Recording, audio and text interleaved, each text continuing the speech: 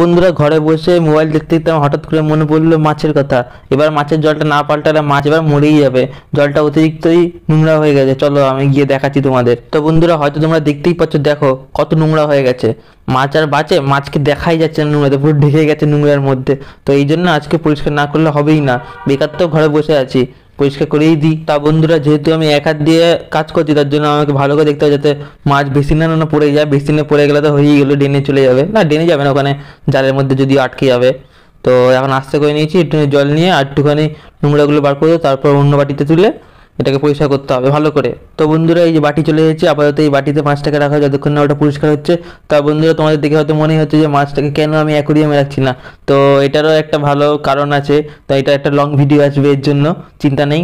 তো আপাতত এটাকে মাছটাকে রেখে দিই। তা বন্ধুরা ফাইনালি এখন এই যে এটা পরিষ্কার হয়ে গেছে, তো এখন শুধু মাছটাকে ছেড়ে দেওয়ার পালা। এই যে ছেড়ে দিলাম।